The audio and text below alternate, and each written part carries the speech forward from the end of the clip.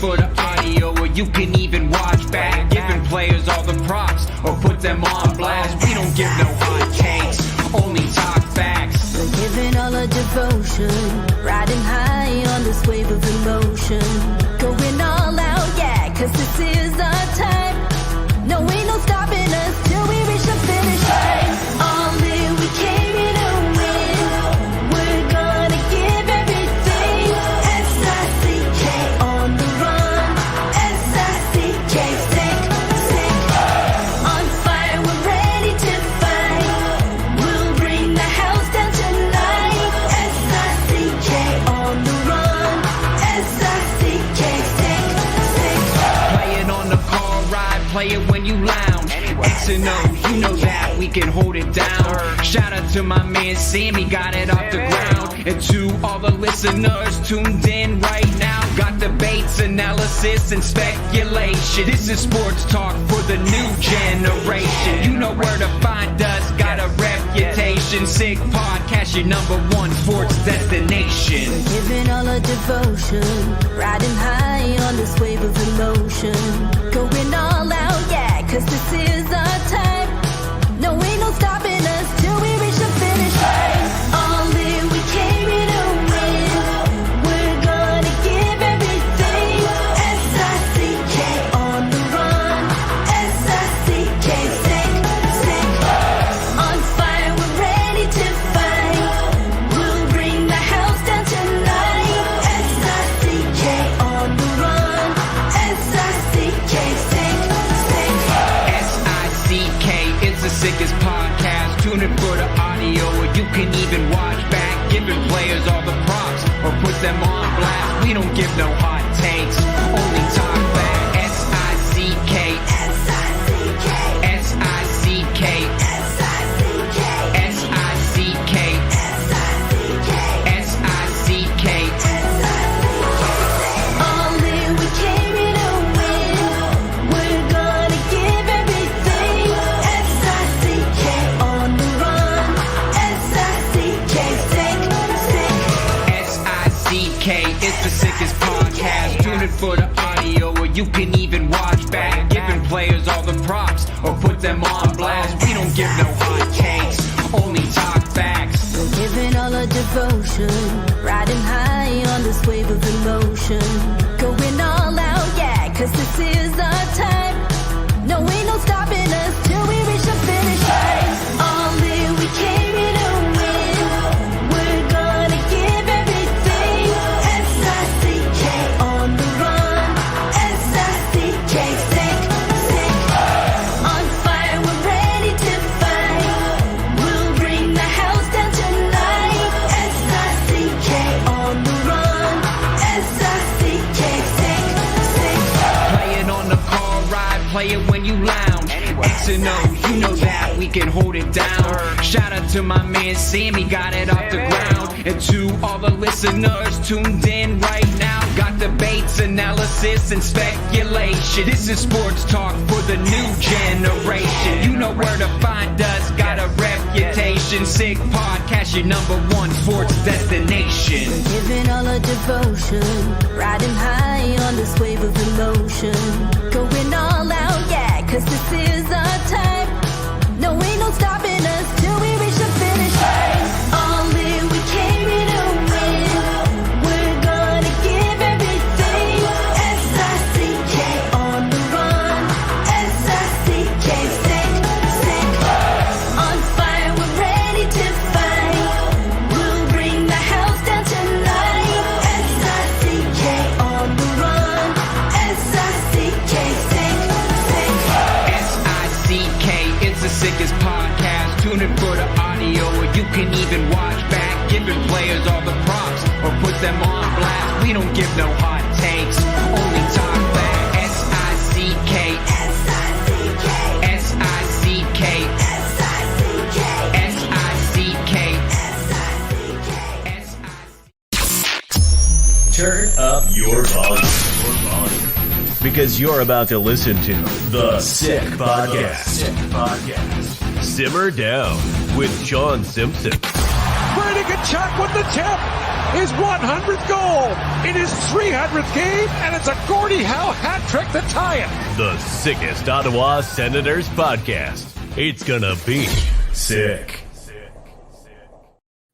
Well, good morning, or I guess say good afternoon, a little Monday here in the nation's capital. For any of our listeners, any of our viewers, hopefully you're enjoying a little Remembrance Day, taking an opportunity to remember our great soldiers, our great heroes.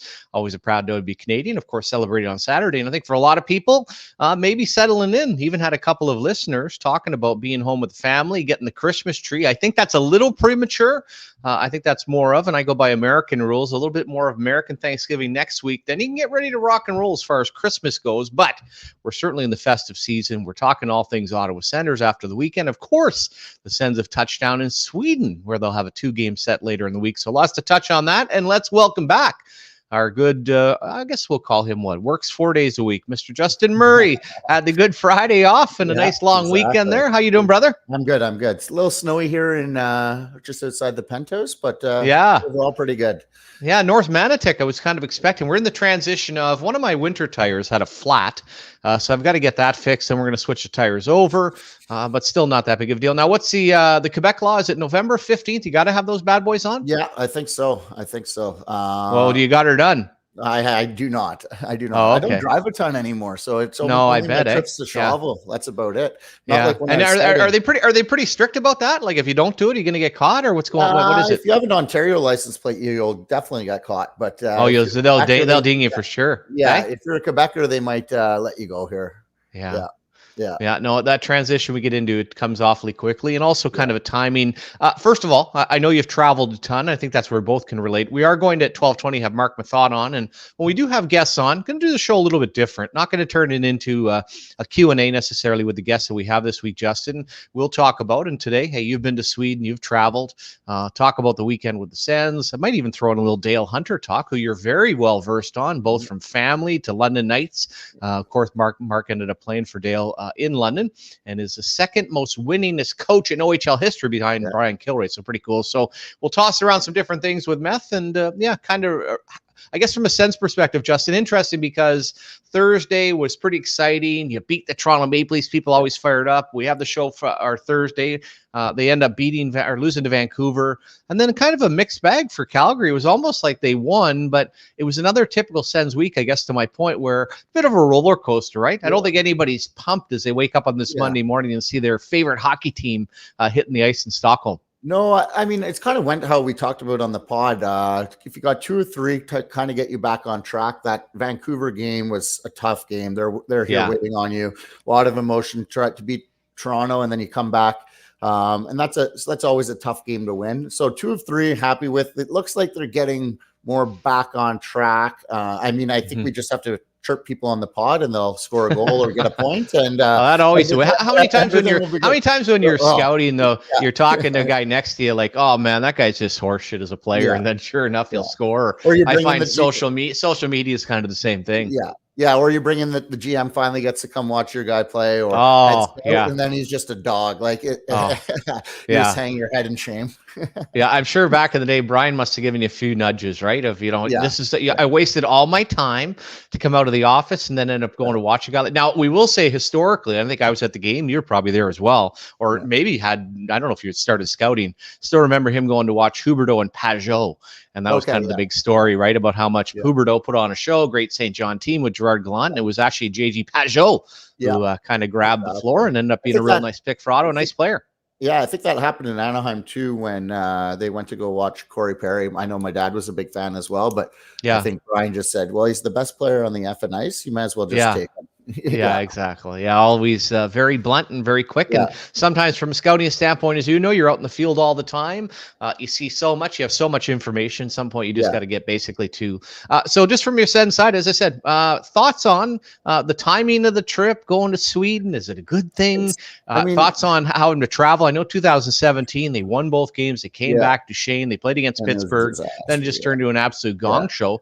Would you recommend, now not as a player, but just from a scouting standpoint, going over November, is this something that's ideal for a team that's trying to find its way in the Ottawa Senators? I mean, it's interesting to see what will happen. I think if you go back to all the teams that have gone overseas kind of mid-year. I don't think their season ends up going as good as they wanted it to.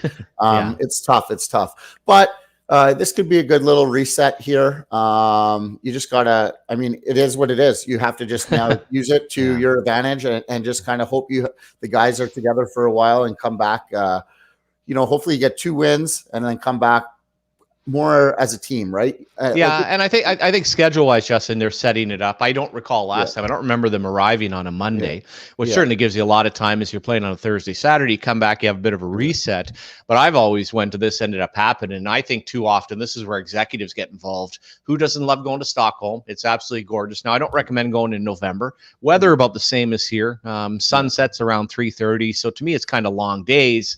And there we have a nice little forecast to look at. So like I said, it's super far north, but it's not crazy. No. But I still looked at this when it happened and thought, forget about 2017. What is the benefit? And if Ottawa's sitting right now with the Boston Bruins record, I'd still be kind of saying, okay, you're off to this incredible start. When they signed up for it, I just looked at it and said, okay, honestly, and I'll say that to you, Justin, what is the benefit of in the middle of a season? It's been a great schedule so far, not your best record. What in God's name is the purpose of ending up in Stockholm, Sweden, 6 hours ahead for a 2-game set in the middle of November? No, I agree. I think it should be more for kind of rebuilding teams. I know it's hard to go into when you're booking those. It's hard to know who that's going to be or for sure or whatever. Sure. But it's usually the teams that sign up, right? Ottawa after going 2017 didn't have to go this time. I mean, the league would have been fine. Money. But how much that. But that would be an interesting thing too, because it's Ottawa's home games that they're selling off. Yeah, exactly. That's why. And I would say with the new owner, it's going to happen less, especially after if it affects the players like it has in the past. I think he'll naturally want to do less of those. But I mean, it's good for the brand, I guess. But it's tough. Coming home is going to be difficult. Your next game or two, you're going to be probably jet lagged and tired. So it's supposed to be an hour for each day. I always found it a much tougher going over. Now a fortunate thing for them, and I saw where they practiced today. I think it's real nice when as you know, the direct flight, you get over there. You're able to kind of get, and again, they're focusing on hockey as far as the bonding, and we'll get into it. And certainly DJ Smith, any quote that he has at this point, Justin's going to catch your attention, right? And the one that I kind of looked at and was kind of weird. I understand some of the bonding part. You can get over, have a bit of fun. It's certainly a work trip, and for every player, well, I think we're fortunate, but there's DJ's quote right there. This is kind of weird that there's an idea that, and I know they'll have some practice time, but it's not like all of a sudden they're going to be working the guys through and having a bag skate. But this idea that they're going to go over there and suddenly find their game and fine tune, and it's almost like this magical trip to Sweden, and they're going to roll back, and all of a sudden they're going to be playing with attention to detail. I'm kind of like, well, what is the process here? Like, this isn't a retreat in the preseason where you're working on things. Don't you find that a little odd that the coach is saying that headed into a 2-game set and then coming back? And we'll put up a little bit later. I don't need the schedule right now. I also asked the people over the weekend, like, to get serious about this hockey team at some point, you have to look at a 4 or 5 game run, Justin, do you not? Like this idea, if you win one, you lose one, there's a close one, that roller coaster we've been on for a long time for the Ottawa Senators. So from DJ Smith's perspective, just thoughts on that quote that suddenly that they're going to magically clean things up and look so much better when they return back to Canada.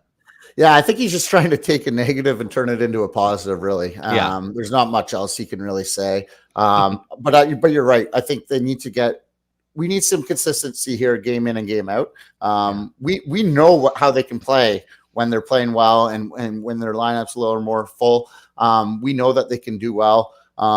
I like, 1 goal against. I think if we keep the goals down, we harp on this, but if we keep the goals down and continue that, this team can score enough, right? So, and there's different lines firing right now too. So, I think if they really emphasize on that, that will be the biggest help for them.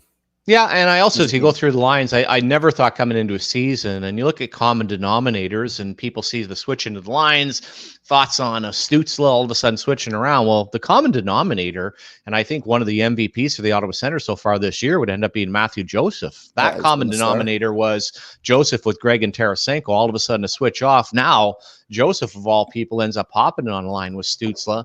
They switch things around a little bit, and there it is once again where they're looking really good, and an opportunity with a Claude Giroux.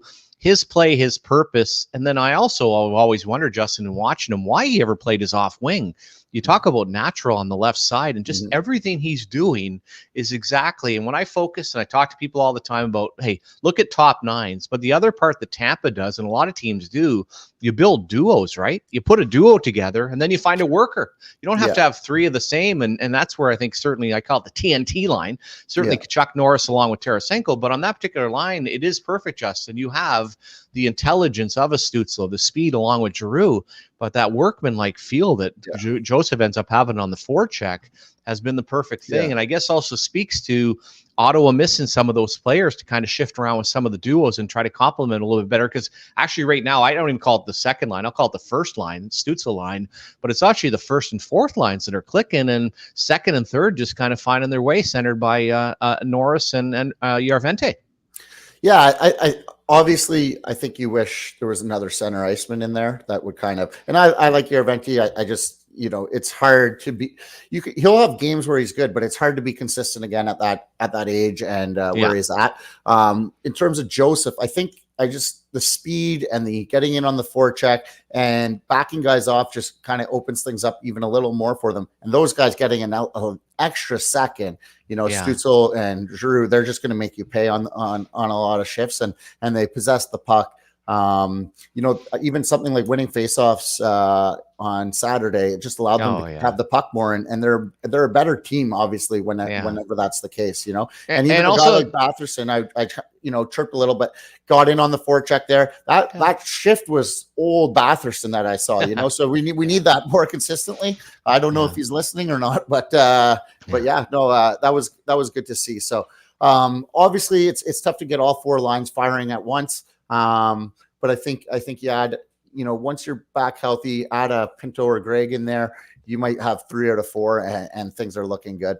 Oh, yeah. And that's all you're asking for at the end of the day is end up having a top 9. I don't think it's that big of a deal to try to mix that in. You want to a little bit of cohesion, a little bit of mixing around the lines, find how it ends up working. And hey, it ends up being a long year. Also to that, I've got to think, Justin, as you go through and back for myself, 1987, first time I'd ever gone to Europe, forget about hockey. I know Marc Methot wasn't exactly part of the selection program, so he may have gone a little later along with going with the Ottawa Senators. How nice is it as you go through the cross-section of players from Ottawa? Most of the guys are high-end Canadians. Any of the Americans were part of the development program. And then obviously Europeans are Europeans. But I think you'd be pretty short list now of guys that have not, even just via hockey in the wintertime, traveled over to Sweden. And Sweden isn't like going to Russia. And even Russia now isn't what it used to be under the old Iron Curtain. But I would assume that the transition for a lot of guys, it's about 6:15. You're sitting down for a little Swedish meatball, maybe a couple of pops right now. The transition's got to be that much easier for a lot of these players. Whereas, for scouts that have never gone, players that have never gone, half of it is the pissing and moaning and not being able to sleep and everybody being in a bad mood for the first couple of times they've gone to Europe, or not liking some of the food. And I don't want no pickled herring. I don't like this. I don't like that. Ends up being a lot of complaining, where I don't think the modern day hockey player has to worry about that too much. No, I think that's all out the window. I think they're going to make this as easy on them as possible. The flight, how they're sitting, how they're laying, everything will just be good. All the meals will be good. And like you said, Sweden's so close. Like it's one of the closest spots to like how Canada is here. So there'll be no issues. You just hope that they're behaving themselves if they want to win some games, because they could. Exactly. Yeah, you can get caught up in the nightlife. Yeah, and the other part, and the girls there. So yeah. No, and then the other part too, and anyone that's traveled, basically, listen, pretty simple 6 hours. If I decide to go out at 10 p.m. Stockholm time, well, I'll tell you what, arriving at 4 or 5 a.m. is the same as being back home. So you can get yourself into a pretty nasty thing. Now, from a scouting standpoint, I said to people on social media today, one of the beautiful parts for me, Justin, people would say my late great boss Jack Button, when you get over there, try to stay up. I'm like, no, listen, man. I remember my first time, actually it was in Sweden, northern Sweden. The next time was Helsinki. Ain't a chance that's happening. The minute I can get to my hotel, I am going and sleeping. I'm waking up at 4 p.m. I'm going to all of a sudden get ready, go to the game. Now, the beautiful part in Europe, for the most part, games are at 6 o'clock. So I got my 6 o'clock tilt. It will be over. I calculate every time I go, going to be over at 8:15, exactly on the button. I got my game over. Now I'm going to go have a nice bite to eat. And then all of a sudden I'm going to go slam some beers, hang out with the guys, probably go back to the room at whatever time. Then if your team's playing, you follow your game and you're either in a good mood or a bad mood. Then 6 a.m. breakfast rolls around. Now I am there, first in line, ready to rock and roll. Anybody that knows the breakfast in Europe is incredible. You go down there and you just pig out sandwiches, eggs, whatever it takes, Justin. Then around 6:30, I've slid back into my room, and the wake-up call is going to be about 1:30. I'm going to sleep completely till then, and then I'll wake up and decide, you know what? Do I need to hit the gym? Of course I do. Can I hit the gym? Well, that's a whole different question. Yeah. But we will do that for the day, and then we'll repeat that. But we are scouts. We are not finely tuned athletes. It is interesting to see how the athletes adapt to that. And I think one of the toughest parts, Justin, for them is quite simply figuring out your darn body clock. 100%. And I got to think that there's more, I guess research in a sense. You know, the NFL is going over there and stuff too. So I'm sure the league and the teams are talking to people that have done this more often as well. So can you imagine? Do you imagine dealing with the NFL players and the whining that would come from them and as Americans? Yeah. Like that's the part. And I hear people talking about, well, the NFL will expand to Europe one time. I'm like, listen, if you think that you're going to put a bunch of Americans and their families over in Europe, you might as well do a reality show on all the complaining they're going to do. Nobody wanting to play there. I can't even imagine. We're hockey players, as we know, especially Canadians, the American players, able to adapt so easily, right? Kind of dive into the whole thing.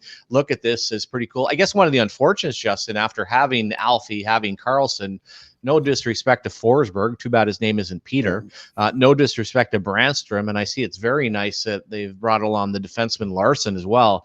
Not exactly a star-studded Swedish group for the Ottawa Senators at this point, right? After years and years of having a couple of big-time household names. Yeah, I agree. It's different, so I think that there'll be probably a little more Detroit fans. And then I'm sure Ottawa will have more than Minnesota, but who knows?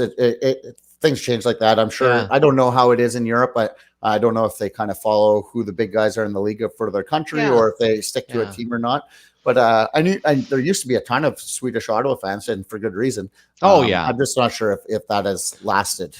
Yeah, and it's also funny traveling over there. Every country was different, but what I usually tracked was who were the big Stanley Cup teams. Initially, for me, it ended up being Pittsburgh.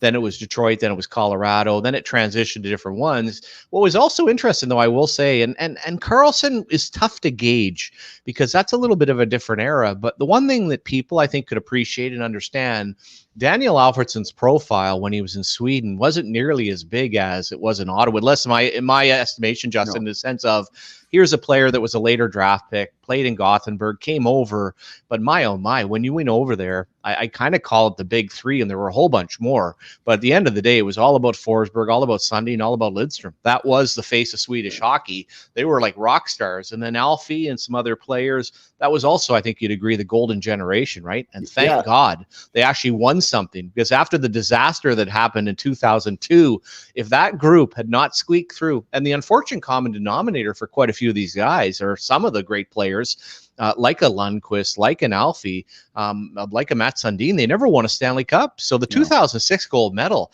was such a big deal to at least say something came from that generation of, I think, would you agree? Well, at least for the greatest wave of Swedish hockey players we've ever seen. Yeah, no, I agree with that. And I think Alfie probably got more respect later in his career after people, got to continue to watch him and really understand what type of player he was. And yeah, it was a great generation. It's hard to win Stanley Cups now. It's a lot of the same teams that have won. And so that means less players have won in general. So obviously he had a great career, but winning that gold medal, and Europeans, that is huge for them, right? So that's probably bigger than a Stanley Cup for some of them. So I think it's changed some, Justin, but I agree with you. And I know people didn't want to talk it back in the day, but I remember having a player, and people old school, it's Kalle Johansson, but at that time playing for Sweden in the World Cup of Hockey and playing at the World Championships and stuff like that, flat out was bigger. I think there's been a transition now, but let's be honest, if you go back to Sweden in the summertime and you've won an Olympic gold medal, that is going to be remembered in a lot of places far more than you bring in a Stanley Cup back. So like I said, it's transitioned, it's changed a little bit.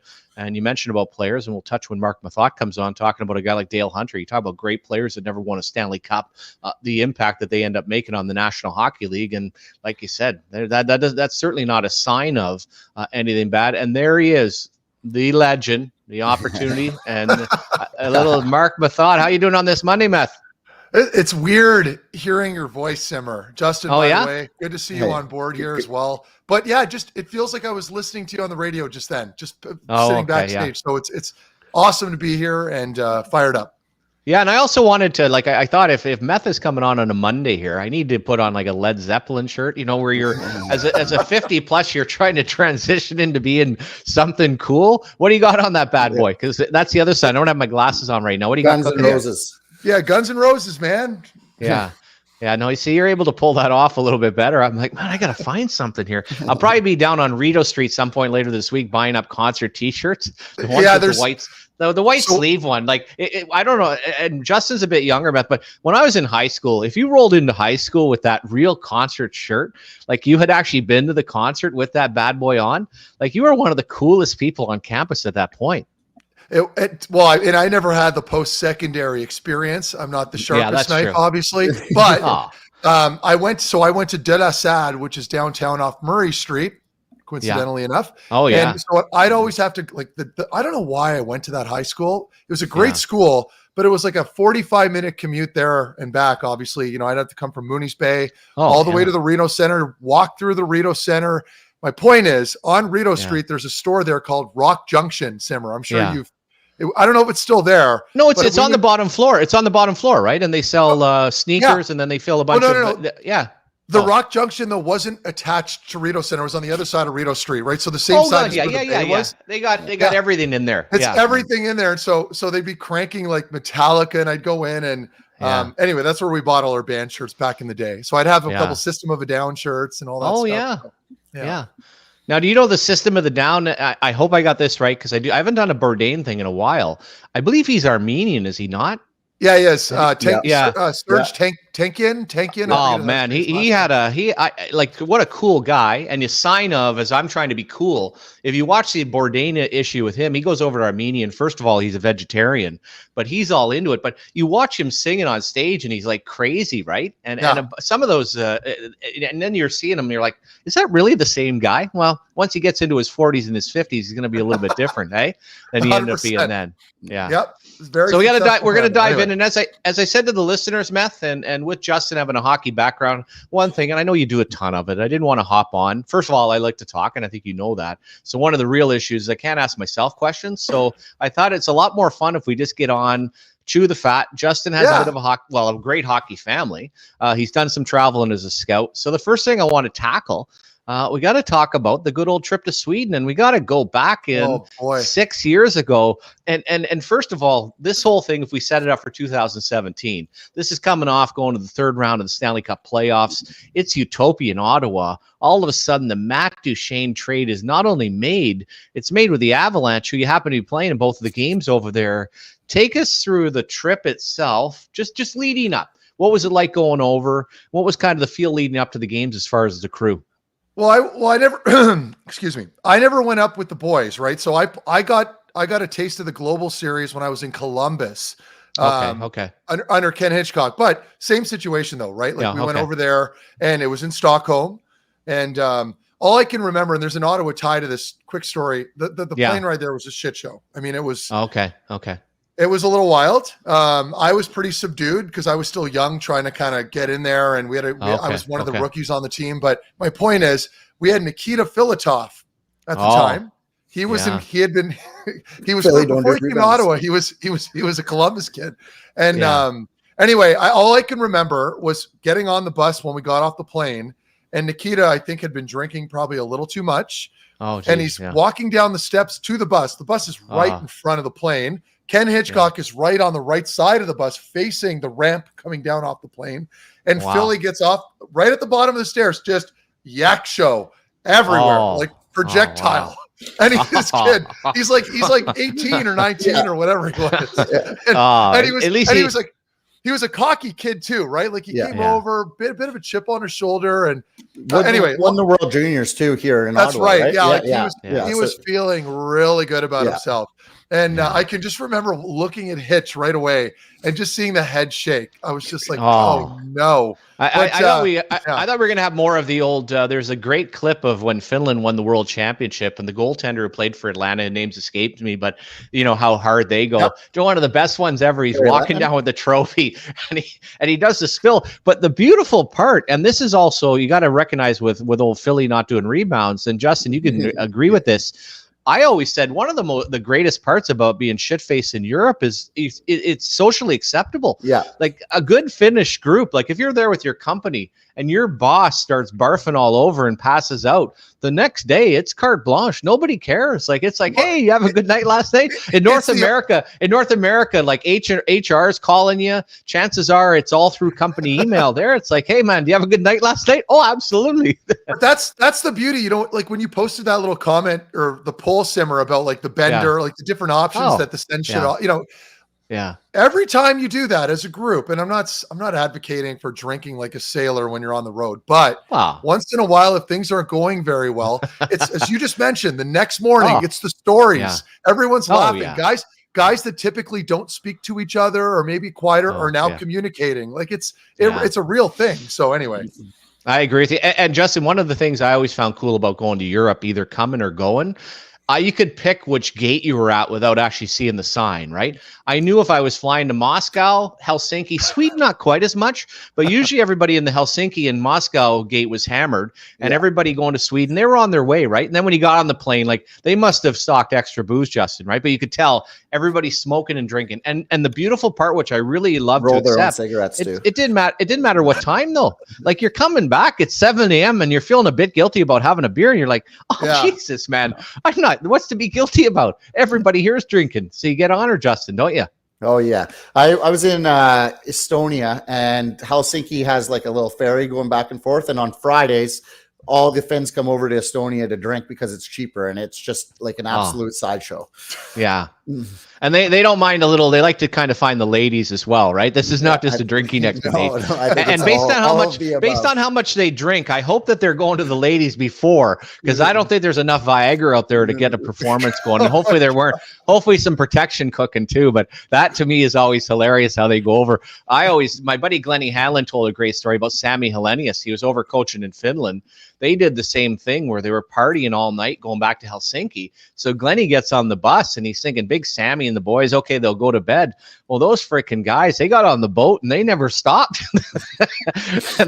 and they arrive in Helsinki, and Glennie's like, well, what's going on here? Just an absolute crap show. But culturally, and I'll say that, Meth, have you been over to Finland, Meth, for some of the tournaments or anything? World Championship there. Yeah. And that's where, and I think you could agree, Justin, if there was ever in a real positive way, climate, kind of food and people, now they're a little shyer in some senses, but I just felt like, man, oh man, these guys are so Canadian in a very quiet way, right? Hardworking, just great people. They share a lot of similarities culturally, obviously, to like Sweden, for like all those Nordic countries do. They are different. I'm not saying they're the same, but I can remember with Columbus, a bunch of our training staff they were big fellas, like very overweight. Okay, and they owned good American lads. Yeah, some guy and beauties, great guys. But I remember after that first day at the rink the following day, they were kind of talking about how the looks they were getting, like they weren't used to just people staring at them walking down the sidewalk. It's just, like I said, you go there, everyone's very well put together. Everyone's trim, well dressed. Like it is culturally a lot different than it is over here. And I'm not just talking people and their health. I mean, just the way they put themselves together. Everyone's dressed up. It's very nice. It was a surprising change coming from Canada. Yeah. And Justin, you'd be the same. Now, first time I ended up going with my ex-wife, we went to Vienna. One of the telltale signs when we walked out of the hotel was we had running shoes on, and there should have been a spotlight on us. Like, and this is these are cobblestone streets, but it's like, no, you can't be doing that. And let's be honest as well, historically, and this is even when you go onto the Walmartians, who can't pick up a big fat slob American anywhere? Like, there's a lot of telltale signs. It's not just that you're overweight. You've probably taken no pride in what you have on. You're rocking like those Nike Monarchs or something. Oh yeah. And you probably got team issued gear, right? And you're walking around. You're right. They can take a lot of pride too. What was your favorite country to go to, Justin, when you were scouting? Bratislava.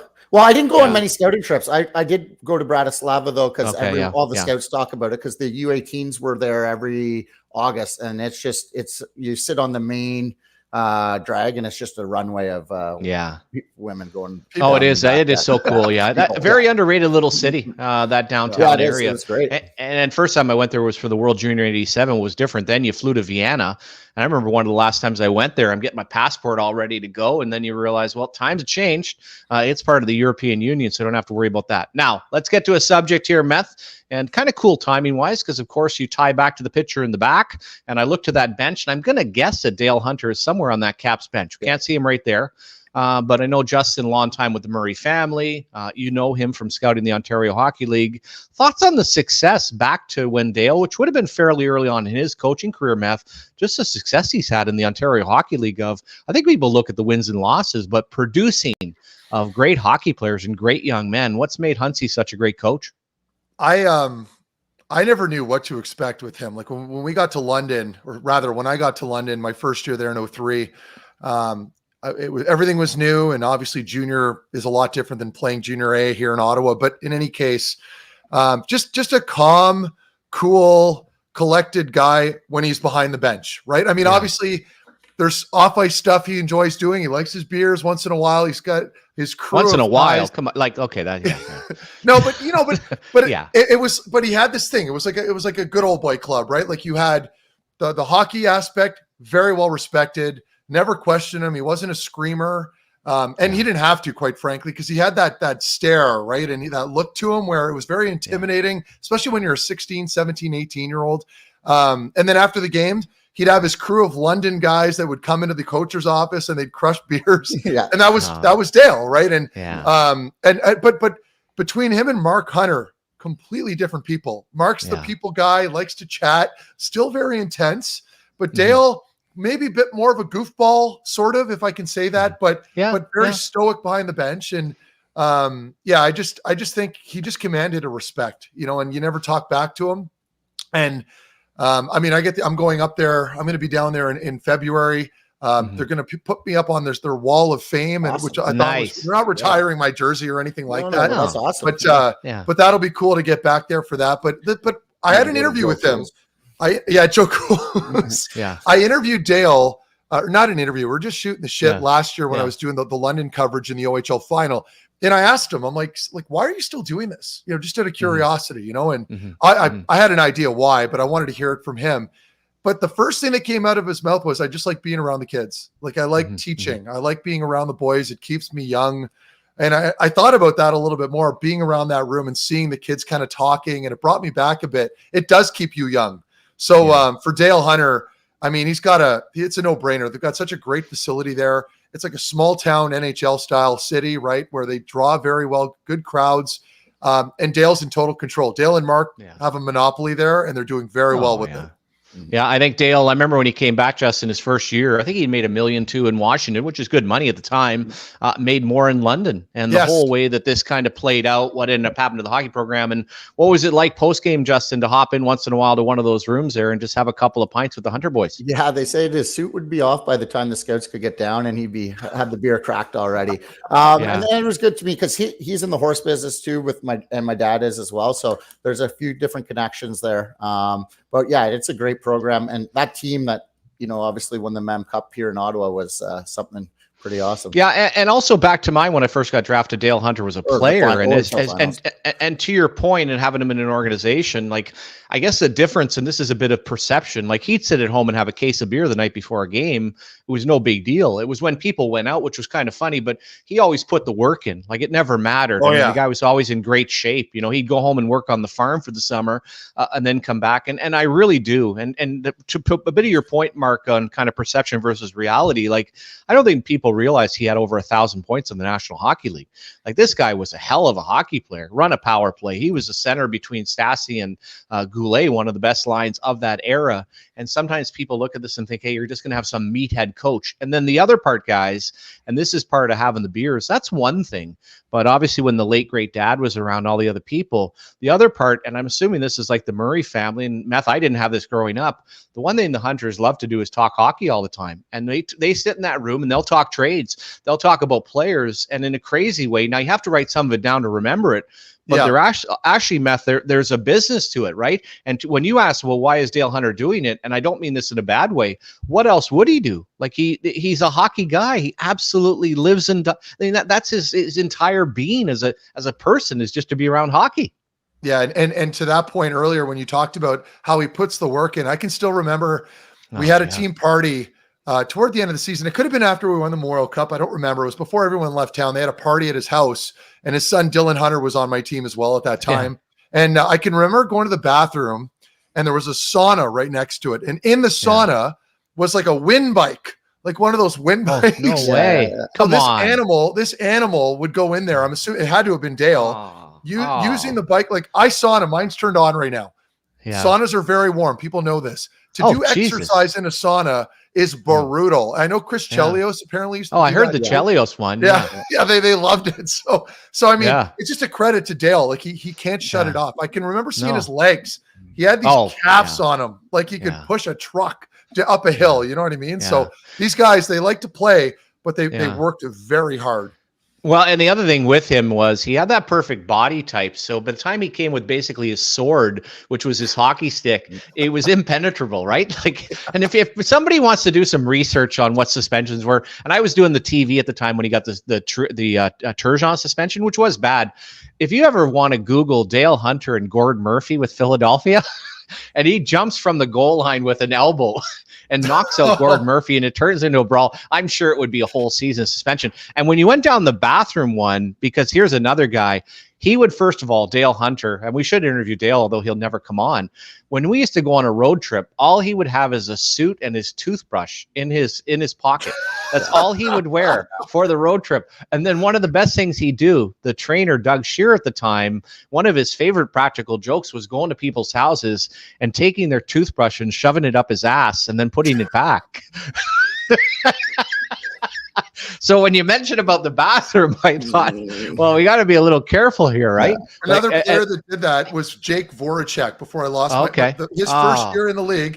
He'd have this terrible suit. I'm not chirping Jake, by the way. Made a lot more money than me. But he and it looked like a horse brush, like very small. The bristles were all out of sorts, and he had that sucker tucked right inside his jacket pocket. That's all he brought. Didn't he have the big Beamer that looked like almost everyone had lived in it? Like, wasn't it one of those cars that everyone just took out whenever they wanted? I can't speak on that. I can't remember that. No, but I mean, he was a character for sure. And Justin, you touched on, and it's so important because we did touch on Formant and you touched on different players. First of all, how good was it when somebody was drafted and went to London? I'll ask that to you. Secondly, Mark, hey, how important was it at a time when, I don't know if you had thought about college at all, but for guys choosing where you're going to go, and for yourself, well, let me go to Mark first. Would you have made the National Hockey League have you gone to London versus another crap program in the OHL? I can still remember playing for the Canada Valley Lasers as a 16-year-old, and I was still trying to make up my mind which way to go, right? And as a player, for people that don't know the process, that's around the age where you have to decide which way you're going, right? NCAA. Well, you have that transitional year, Mark, when we were younger, right? Where you're in no man's land. You weren't going as a 16-year-old usually. You were playing tier 2 and your buddies were off all telling you how great the OHL was. Exactly. And so I can still remember Larry Kelly was my agent at the time, and Larry was pushing me pretty hard to go the university route, right? Like that was what he thought I should do. So he brought me to a game at St. Lawrence. St. Lawrence was playing some other team at the time. I can't remember, but I can remember being there and being a little intimidated because these were like men, you're watching 18, 19, 20, 21, and so on and so forth. So it kind of rubbed me the wrong way. And I was a B student in school at Dedasad and then at Brookfield. So I had the grades. I wasn't by any means an Ivy League material, but I could have gone. I got some packages from Boston College, BU, all the upstate New York ones too. But then in the end, I think I went later on in the OHL draft because my old man had been going around telling teams when they would call that I was going to university. And I didn't know that up until like 5 years ago because I was a 6th-round pick in the OHL. And I'm like, what the fuck? How am I a 6th-round pick? Anyway, but Dad sabotaging your draft day. Right, exactly. But it all worked out in such an incredible way. Like, I'm a believer that things happen for a reason. And so I ended up going to London. John McDonald was the head scout of the London Knights. He just passed away a couple weeks ago. Rest in peace with John, but a great human being from Ottawa. He was their scout, their Eastern scout. Anyway, I ended up going to London in the summer, kind of visiting a little bit, and I had made up my mind then and there with the John Labatt Center at the time, a brand new facility being built up. It was a perfect situation, and they were very thin on defense. So myself, Kyle Quincy, and Danny Savret were the 1985 guys from the same draft that ended up making the team that year as a trio.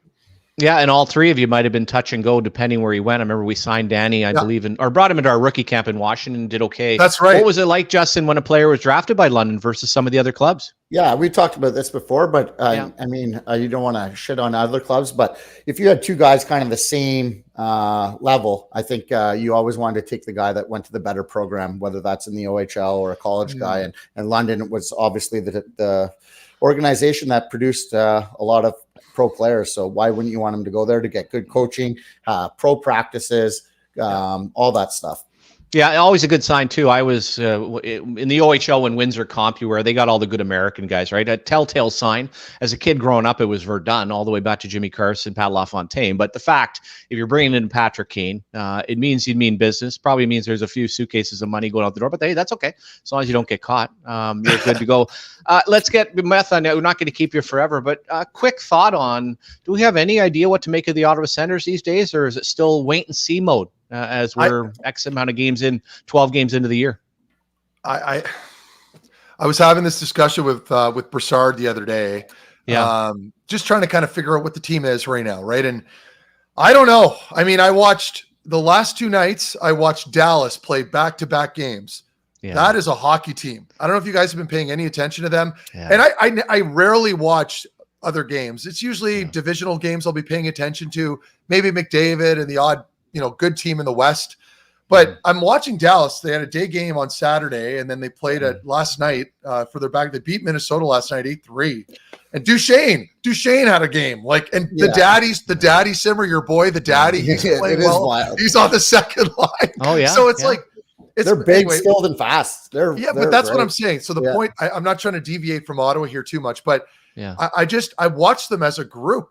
And they're just flowing out there. Back-to-back game, the second night, and they were playing very well against Minnesota. So then I go back to Ottawa, and it's just there's all the story for me with Ottawa right now. And you guys, Simmer, you guys both have great hockey minds. I'm sure you have your own opinions, but now we do. What I'm seeing now, there's always something. Whether it be an injury or the Pinto situation or some inconsistency for whatever reason. GM getting fired. I just don't know what it is. So somebody tell me. I don't know what they are. I thought they'd be further along than they are at the moment.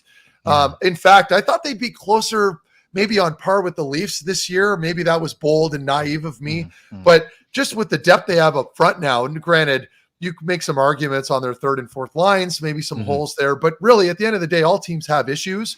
I thought Ottawa was much more well-rounded this year. They brought in Chychrun, but then Zub got hurt. And then Forsberg had a couple struggles. Now Korpisalo looks pretty good. It's I don't know. Every game there's an issue. So I'm looking for consistency. I'm just not finding it. Yeah, and to that, a few things, and I'll ask Justin you to comment right after Mark, but when I go through that meth and I hear the coach talking about a magical trip to Sweden, first of all, what he's talking about is almost he's going to hide this idea that tactically, I understand a reset if you think getting away, and if you somehow think Ottawa has a pressure market, which we know jokingly it's not. No, it's the easiest market in the NHL to play in. It's a joke, but this reset, but then going back to training camp, was that not the time to implement? And the biggest sign for me, you touch on Dallas, I've watched Vegas, Boston. Monty's doing a great job. But the biggest contrast by far is the LA Kings. How do you, and this is where you say from an ownership or management standpoint, how do you watch that sum of the parts, Talbot versus Korpisalo, and then not kind of scratch your head and think, okay, well, who realistically does LA have, and why do they make it look so easy versus what continues to just be an absolute, I have no idea what the Ottawa Senators, and I said that also, Meth, like, until they rhyme off 6 or 7 in a row, you can't take them seriously. Yeah, and that's, like you mentioned, LA, that was a great example that I was using last week as far as just the way they were playing.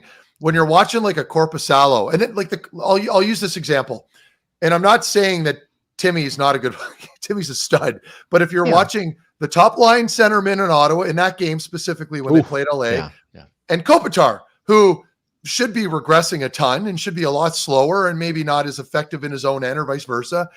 The way LA was playing, the way they were tracking and coming back, it was just this well-oiled machine, and they just kept rolling and rolling.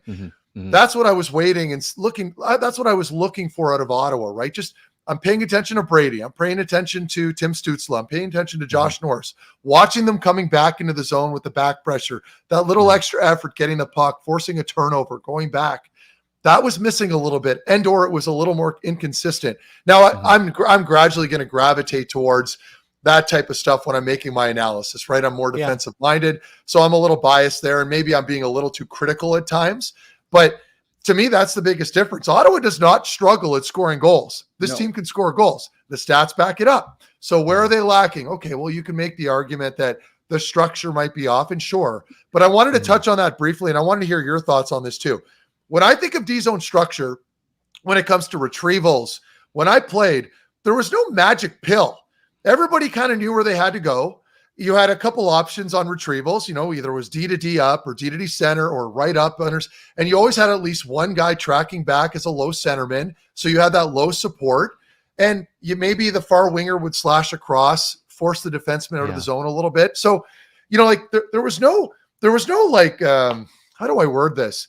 Like handbook as far as how you had to break out, because hockey's, it's fluid. You're always having to make decisions on the fly, right? So I would always cringe a bit when people talked about that. But then at the other hand, maybe it's not necessarily a structural issue as much as it is an accountability issue, right? Yeah. So if players aren't doing the job coming back and getting into those right spots, do you maybe hold those guys? Like Pierre wasn't doing that. Pierre would not sit down Brady and tell Brady what to do. No offense. I had some great interactions. Pierre Dorion? Yeah, I'm talking about Pierre Dorion. He played. He was a house league goaltender. I don't think he was going to be sitting down Todd. But I'm not trying to good on him. But no, he was. No, and I was a goalie, so I was usually doing like the Denny Lemieux, like trade me right fucking now, because it was such mass chaos. But to that, Justin, and I think the simple formula what you just talked about, Meth, it's trust though. Like it's having a D partner that's not constantly putting you into trouble. It's having a centerman that's reliable. And I also feel like, Justin, and watch some of the games, and I watch body language, it does feel like certain players are starting to watch a Stützle Batherson after a while. And Justin, you just become pissed off. Like you get to a certain point of, listen, man, like I can't just keep, pretending or looking the other way. You got to start supporting me, because I'm going to play a certain way, counting on you to play properly. Yeah. I think you need your best players to play the proper way. And when that's not going, when that's not happening, it sets the tone for the rest of the team. No, I agree. And I guess just Meth, before we let you go, first of all, love having you on. Always nice to kind of reconnect. To your point on the defenseman, and we've had lots of, what's your thoughts on JBD? Because he is getting some minutes here, and I think we see some positive signs. Part I keep going back to is that he just continues to get manhandled, and I don't think people watch that enough. His amount of times that he has a clear puck possession, and then he's completely separated from the puck or can't get it going. I don't care how many other good things you're doing on open play. You're not going to be able to survive playing that way in the National Hockey League.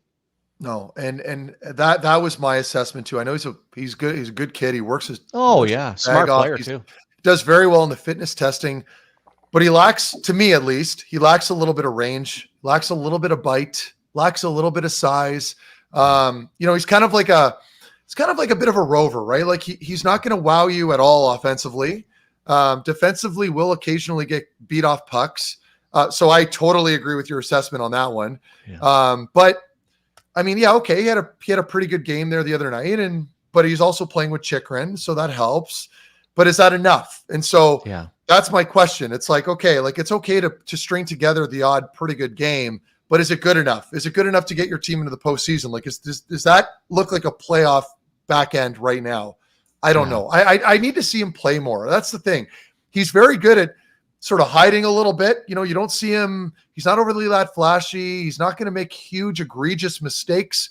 But it's the small stuff around the net front that you'd see occasionally, like you mentioned, like just getting beat off pucks or getting out muscled positionally, and then a team might get an opportunity. So I'm still torn on it. I don't like being overly critical.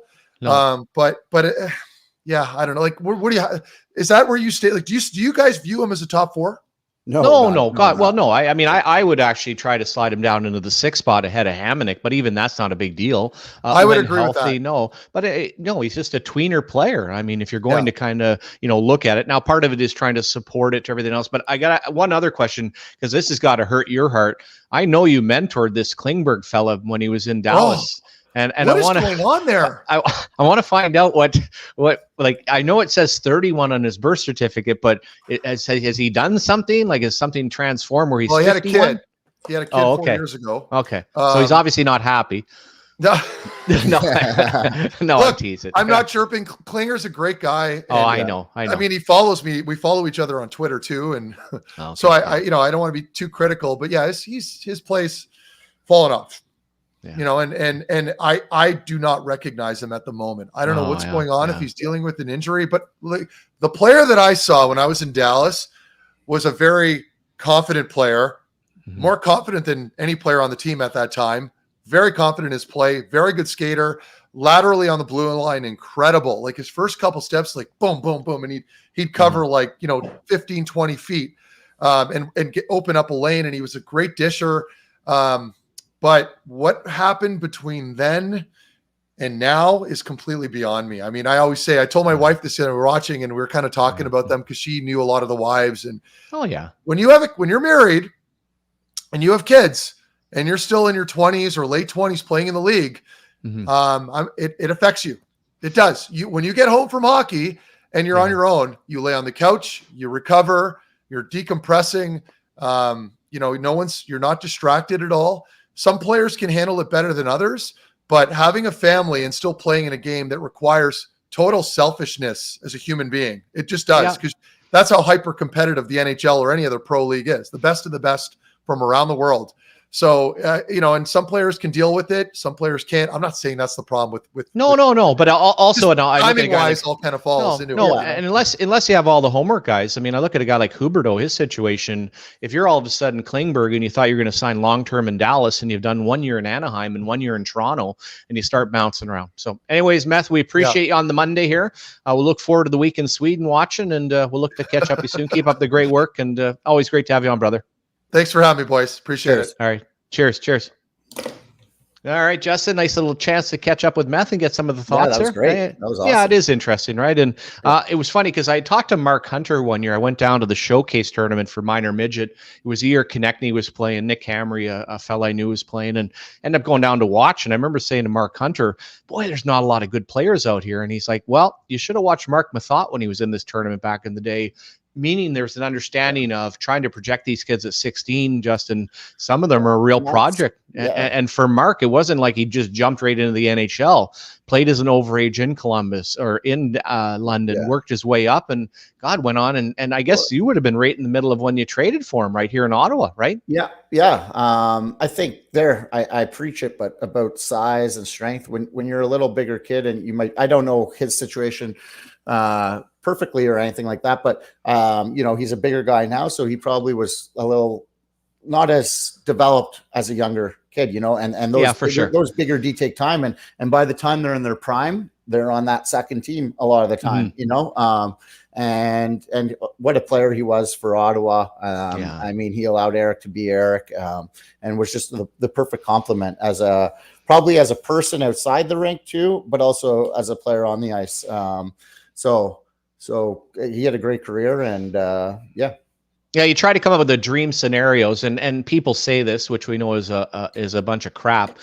You try to make trades to help both teams. I'm like, yeah, well, I've never worked with a manager that wanted a trade to be equal. Yeah. But I will say, in the case of Foligno going to Columbus, played well. Mark came in, and as you said, the fit. And I think also, to Mark, probably brutally honest, he wasn't one of those big guys that all of a sudden was dropping the gloves all the time. So in being a physical player, that's not fun at that time when he was in the OHL, because expectations would have been, and not pushed by Dale, but you hit somebody. And then when you start in the NHL as a sixth defenseman, same thing. Then you transition into playing with Erik Karlsson. Hey, I'm here to do my job now.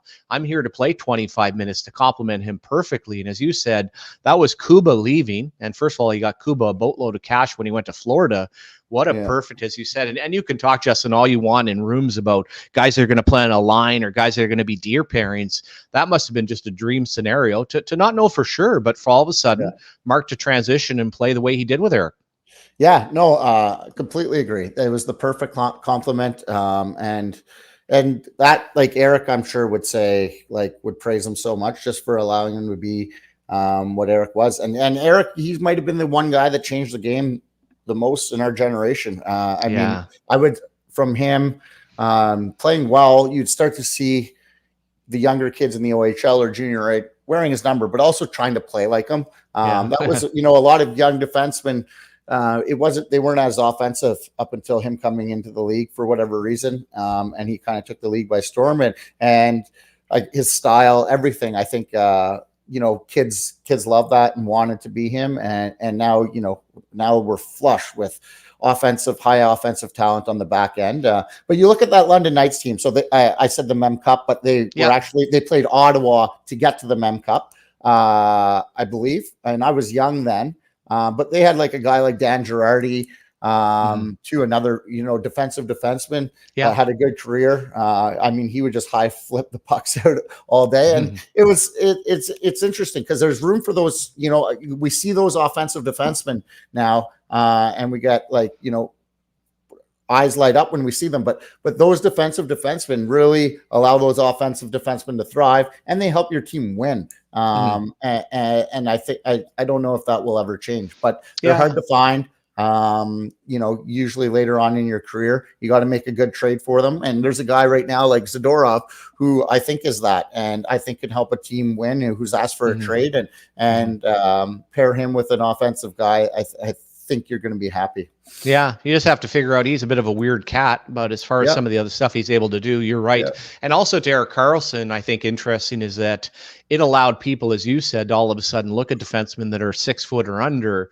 Then you put him into, then we've quickly gone through this other side, Justin, where then you get in and asking yourself, how many of those guys can you win with? And when I look at Colorado's situation with, some of the smaller players they've had, not Cale Makar, but can you do it? And then the way Vegas is built, like it almost feels like that one player, if he has to be absolute superstar, and it's somewhat acceptable defensively. 100%. He's got to be super dynamic, change the game. Unless a guy like a Torrey Krug or Vince Dunn now, they play hard for their size. They're also, have a good shot. Dunner's a little more dynamic now, but not near like Erik Karlsson that. So you either have to be really hard for your size or super dynamic. I think that those are the only ways you can play. And when we're scouting them, like Lane Hudson, I watch video for Grant McKegg, who comes on TSN and that. So I watched him, and I loved him. And I saw Samuel Girard play, and I did not like him at all. Maybe take that one back a little bit, but does he help your team win in general right now? I don't know. But Lane he ended up getting hurt is the reason they won the cup. I mean, exactly. Yeah. And Lane Hudson, though, everyone talks about him on Twitter because he's lighting it up. But that guy is the best player on the ice every time. So that's why I liked him. And that's so. Is he closer to a guy like Fox with the Rangers? Yes, I think so. And those guys have to be the best guy on the ice, or else they're not helping you win at that size. So they have to run your power play. One of the things in Toronto that's been weird when they brought in Tyson Barrie and they already had Morgan Riley. Now you bring in Klingberg, and Riley's not really that guy, but you're paying him to be it. It's almost like, and this was a relief for Edmonton last year when they got rid of Barrie in the trade with Nashville. It had to actually open up for Bouchard I don't know if you agree. Like if he's not running your power play, he's fairly useless. That's actually his whole game. He is not a strong defender. No, he's not, and he never really was. But he does have that offensive potential. You hope as he grows as a player, he'll, these offensive defensemen, they have the puck on their. Think about them in minor hockey. They have the puck on their stick their entire time, so they're not going to be great defenders.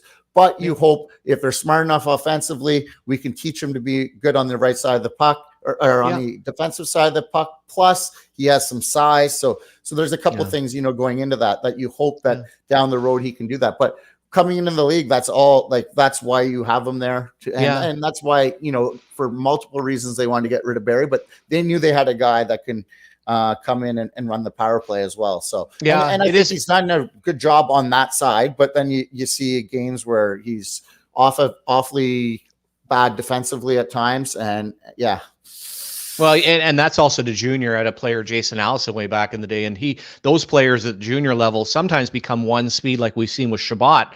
Then they're able to adjust because, as you said, they have the puck the whole time. On Bouchard, it's a bit of a low pulse. We should get into the league, though, and at least talk on that story. First of all, in watching Calgary, and Brad Treliving, a real nice fella. My, oh my, what a gong show that team is going forward, to the point of there's nothing to even talk about. They're not good. They're not horrible. They're not going anywhere based on their contracts. But were you surprised at the Edmonton coaching change? And just thoughts on Knobloch, who I assume you would have known a little bit from his time in Erie in the Ontario Hockey League?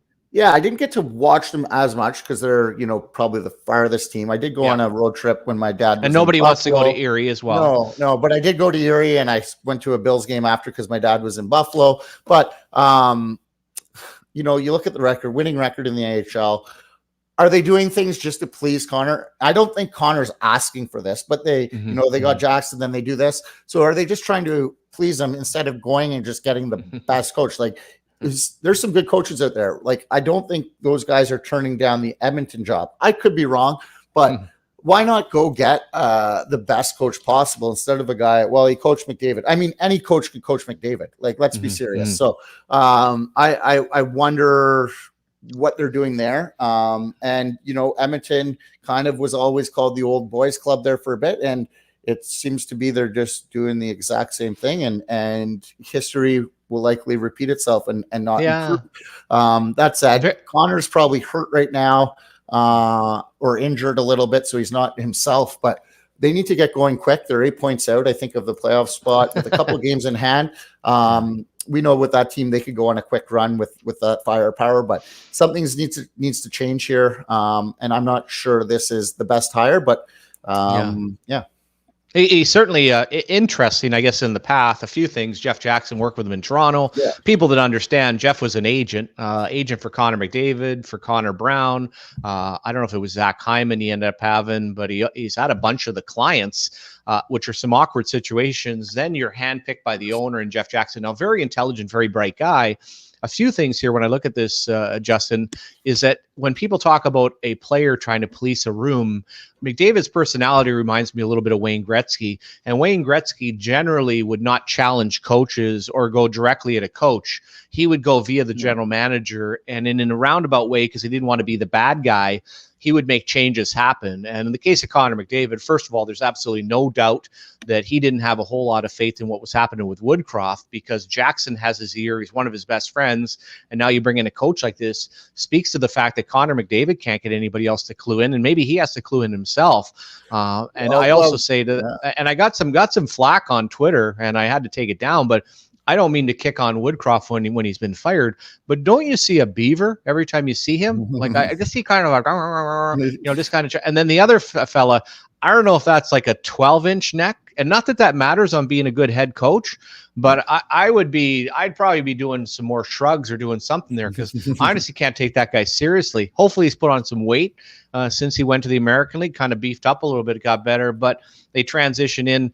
And then I'll say, if they don't get the goaltending, Justin, does it even matter? And I guess, does that go hand in hand? Are they going to try the lockdown system now to try to get this thing going? And is that even going to work? It's like we just said, your best players have to be the guys leading the way. And I think that's why Pittsburgh always did so well. When Sid is your best player, but your hardest working. The accountability is outstanding. 100%. And so here you go. And it's Connor McDavid. He's the most talented hockey player in the world. But you have to start going, does he have to play that other side of the puck, overemphasize it to set up for the team, and other good players went through that. I mean, Stevie Y went through that, obviously, with Brian being a part of that. It's tough, but it's a means to the end. And if playing better defensively will help your team win, it's been proven. And Edmonton should score regardless as well, kind of like the Ottawa Senators. So I think you might overdo the defensive side of the puck just to prove a point and instill that in them and set up good habits. But I mean, this team has done well in the playoffs. They've won playoff rounds. Obviously, they haven't got to the Stanley Cup or anything, but with some saves in that, they should be back on track. And a little change up in the room might get them going. Yeah, I agree. And also on Connor McDavid, and it's funny because the maturity of a Steve Yzerman, not the biggest guy in the world, Justin, but you made the adjustment. I still look at Connor McDavid, and he's such a light hockey player. Is he really capable of playing that way or wants to? And then is there a more miserable human being on the planet? Because people always say, are you going to break up, or what's going to happen in Edmonton if they do poorly? Like, do you think Leon Draisaitl, if he never does another press conference in Edmonton, that he'd just be more than happy to go somewhere? Like the snarl on that guy's face, and especially having to go through all the losing stuff right now, does he not look like he's just one of the reasons why you'd be like, listen, I just want to go play in Florida or California. I don't want to deal with this on a daily basis. Yeah. I think that's the German in him too, a little bit, that's German. Good point. I got a little that in me at times. Yeah. But yeah, I get it. It's the same song and dance at all times. Things aren't going well. It is what it is. We got to get back on track. So that's kind of where he's at, I think. But yeah, it'll be interesting. They're always a great watch for me and probably everyone else in the league. And I also, you go back to the Darnell Nurse contract, and for what a guy like that provides, like, you're like, what are you doing? Like, and I guess also to the point, big picture, Justin, is that you can say whatever you want about the players. And I think some of the moves they've made to bring people in have not been bad, but I still don't look at them as a cup contender. So the point being, in the salary cap era, the goaltender, if you had gone out and found that best goaltender, I'm a big Gorgiev guy, or been creative with it, you went after Jack Campbell. So you made your bed with that. When you look at the lineup itself, I don't see this all of a sudden coming together. You keep saying, well, what else are you going to do? There's one team that obviously the rising cap, or the supposedly rising cap, should help. Good point. But they have younger guys too that should improve. You got your Bouchards that you hope gets better, the McLeods, Holloway. Yeah, you hope that those guys provide some depth because your top guys are kind of locked in. And you're going to have to figure out how to get out of that Jack Campbell situation, because that $5 million could get a pretty good goalie. I would assume. That's hard when you're saying, and the other part too, like, I don't think they've drafted a goaltender since Grant Fuhrer. That's 1981. Well, Skinner. But I'm okay. Yeah, one year. One year. I mean, Devin Dubnyk, they drafted in the first round, became a good goaltender on his 10th team with Minnesota. Point being, you bought in Cujo, you had Rollis, and they've had some goalies come through that've been okay, but it has been the Achilles heel forever. Some of the drafting 100%. That they did or didn't do on the misses, what you're trying to end up accomplishing, and then you've lived in this market. But Edmonton, I think, is one of the kinder media markets. At the same time, because they build it up so much, Justin, it also feels like when all of a sudden there's no more giving, that all of a sudden it just collapses. And how hard is it in a smaller market like that? A coaching change always gives you a bit of relief, but how hard is it to not basically drown in the negativity of what's happened in Edmonton right now? And obviously I think they get national or, North American pressure because of Connor McDavid. Great point. And we're talking about them right now, other than other teams, right? So I think they have that, whether they hear that pressure or not. But I think everyone really wants Connor. Like, it'd be great to see Connor McDavid in the Stanley Cup Finals. It'd be great for the game, him and Leon out there flying. That would be something to watch. I think it would be great for the league. So I think there's that pressure of people wanting him to be there because they know that it would be good for the sport. The local market, yes. It just seems like there was nothing else to do. You can't change anything. The cap hasn't gone up at all. You're stuck in your shitty contracts that you have. So the coaches getting it. Yeah, exactly. And I would wonder from a league standpoint, even back to Gretzky. Okay, the impact of Gretzky at Edmonton's fine. Nothing like when he went to LA. When I look at even an Austin Matthews, Toronto being different, boy, how much would the rest of the National Hockey League, had Sidney Crosby gone to an American team, or Ovi for that matter, wouldn't end up being the same. But anyways, that's been a long Monday. Happy to have good old Marc Methot in there. Great to have you back, Justin. Lots of guests this week. Tomorrow we'll end up having Cheryl Pounder on. Continue to talk some of the Sens. She does such a great job. So for everybody out there, brother, have a Monday. Be safe on the roads if you haven't got the tires changed. We'll look forward to talking tomorrow. And don't forget, stay classy, Ottawa. Until next time, over and out. See how I had to read that, Justin? But at one point, we'll kind of get the anchor round down. Exactly. Awesome. Enjoy your rest of your day, brother, and we'll talk to you tomorrow. Cheers. Bye. Cheers. And that's a wrap. Hope you don't miss us too much until next time. Follow the Sick Podcast Simmer Down with Shawn Simpson on YouTube, Facebook, Google Play, and Apple Podcasts.